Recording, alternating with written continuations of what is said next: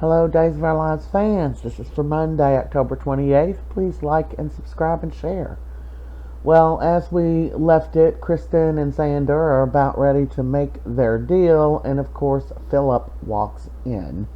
So Kristin automatically thinks, "What have you done?" To Xander. She thinks he's trying to pull something.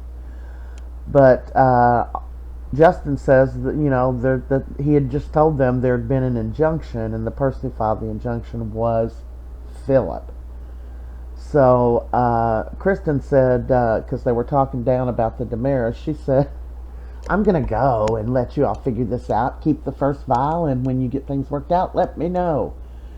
Things got pretty heated between Xander and Philip, but Philip has a letter that was sent to him from his father a month before he died and told him he wanted to leave him Titan, but being that he was listed as deceased, he could not do that, and that he loved him and stuff. So now Philip's going to probably be able to take that back to court and get Titan back. So poor Xander, man, he just gets jerked all over the place. He's got the paper. He gives it to Justin. Justin reads it, and he says, "Well, I don't know how much of a leg he has to stand on, but it was absolutely enough to file the injunction." So Xander ends up grabbing Philip by the shirt and stuff. Oh, it gets ugly. Very, very ugly. Meanwhile, Vivian and her henchmen are the ones that knocked Stephan out because they're going to kidnap him and take him back to the old country. Was it Romania? Almania? I don't know what it is. But she picked up the divorce papers and signed Stephan's name herself, took his wedding band, and mailed it back to Gabie. He had decided he was going to try to work things out with her. He couldn't sign the papers, and meanwhile, Gabie has decided the same thing. But it will never be, because this was Brandon Bash's last scene, the one where they put him in the trunk. It's on today. So there he is when they got him Friday, and they ended up throwing him in the trunk. Yeah, that's nice, isn't it? Then we see later that Philip goes back to Vivian, and she says, "Don't worry, my love," or something like that. "Soon we will own Titan."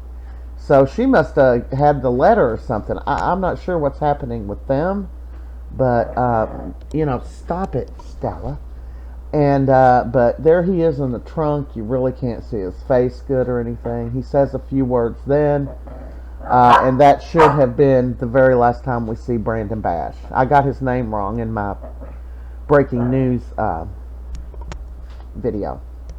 This is Javier, or whoever. It's the cousin of Gabie's. His mother just died, and that ring he's got on his finger, his mother sent to Ray.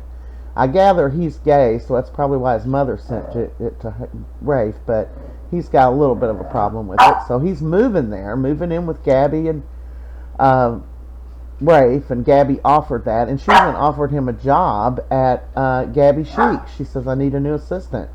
So it looks like we got a new character, and we'll see how all that goes.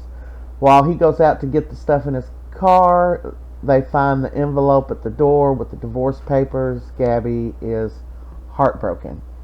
Meanwhile, Brady is telling, Eric, "If it hadn't been for you, man, I'd be rotting in jail, and I can't believe I trusted the likes of Fiona." And, he's telling him it's okay, and then Kristin did all this stuff too, and he said, but Kristin's actions really didn't have anything to do with it. It was Eric exposing everything. And lo and behold, knock knock, who's at the door? Our girl Kristin.